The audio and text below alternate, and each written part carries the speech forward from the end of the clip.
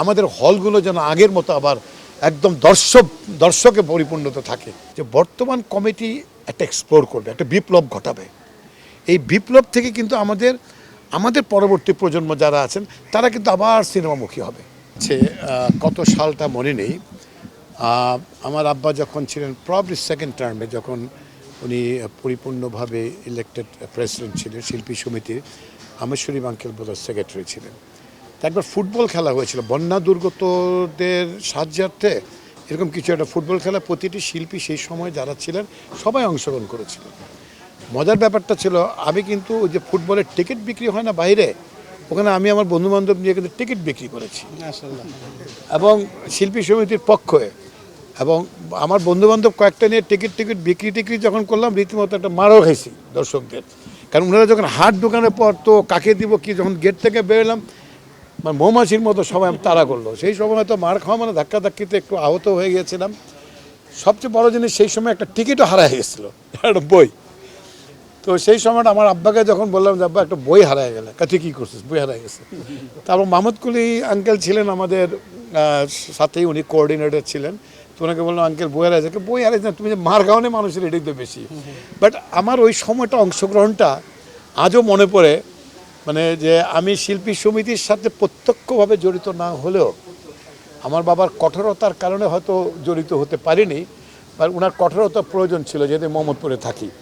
তো সেই কারণে পরোক্ষভাবে আমি কিছুটা হলো জড়িত ছিলাম, সেই টানেও কিন্তু আজকে আমি আসছি। মোস্তফা, আমি ব্যক্তিগতভাবে একটু প্রশ্ন করতে চাই ওনাদের তরফ থেকে, পিদের পরিবার আছে, তাদের উদ্দেশ্যে আপনার আহ্বানটি কি থাকবে? আসলে আসলে সব কোশ্চেনই সবচেয়ে মানে গুরু কোশ্চেন হলো এটা। আমি মনে করি যে আমি জানি না আমি শুরু করে দিয়ে গেলাম কিনা, হয়তো অনেকে এর আগে ছিলেন। আর রাজ্জাক আঙ্কেলের ছিল তো হিমসেলফ অ্যাক্টর, অভিনেতা। তা ওনার কথা আমি নাই বলে, যারা মানে বিচ্ছিন্ন হয়ে গেছেন, যারা শিল্পীরা, যাদের বাবারা চলে গেছেন বা মারা অভিনয় করতেন বা খালা অভিনয় করতেন, আমি তাদেরকে বলবো আপনারা শিল্পী সমিতির সাথে সম্পৃক্ত হন। এবং শিল্পী সমিতিতে আপনাদেরই আমাদেরই এটা একটা পরিবার।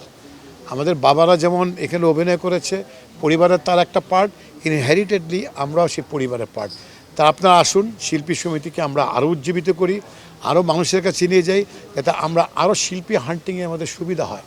ভালো ভালো শিল্পীরা যেন আমরা তৈরি করতে পারি। এবং আমাদের বর্তমান যে প্রজন্ম যারা আছেন বর্তমানে কমিটিতে, আমার কাছে মনে হয় ওনাদেরকে আমরা আরেকটু উৎসাহিত করি। মানে উৎসাহিত করার অর্থটা হলো আমরা যেন কিছু শিল্পী তৈরি করতে পারি, আমাদের হলগুলো যেন আগের মতো আবার একদম দর্শকে পরিপূর্ণতা থাকে, এটি আমার কামনা। আচ্ছা, আমার একটা ছোট কোশ্চেন ছিল, সেটা হচ্ছে যে আগের সময়ে দেখা যেত এফডিসি অনেক, তার জন্য কোন ধরনের পদক্ষেপ নেওয়া উচিত বলে আপনি মনে করেন? আসলে আগেও আমি দেখেছি, ডেফিনেটলি আপনার কথার সাথে আমি একমত, একাত্মতা করছি।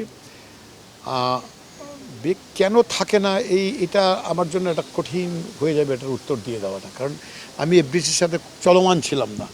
আমি যখন ফিল করেছি যে I should go and see my father's work place, যেখানে আমার পিতা সেই 1962 থেকে অভিনয় করে আসছেন, সেই হিসাবে আমি মনে করি বর্তমানে যারা আছেন তাদের কার্যকারিতা, আমি কেন আগেরগুলোতে আসিনি, ডেফিনেটলি দেয়ার ইজ রিজন। আমি কেন এইবার আমি নিজে উদ্যোক্ত হয়ে তাকে ফোন করেছি, প্রেসিডেন্ট সাহেবকে ফোন করেছি, সেক্রেটারি সাহেবকে ফোন করেছি, ও এটার সাথে সম্পৃক্ততা পাবেন, সবাইকে ফোন করেছি, because I want to come here and join myself into this. মানে আমি এটার সাথে জড়িত হতে চাই। আমার কাছে মনে হয়েছে যে বর্তমান কমিটি একটা এক্সপ্লোর করবে, একটা বিপ্লব ঘটাবে। এই বিপ্লব থেকে কিন্তু আমাদের পরবর্তী প্রজন্ম যারা আছেন তারা কিন্তু আবার সিনেমামুখী হবে, এই আশাটুকু আমি করি।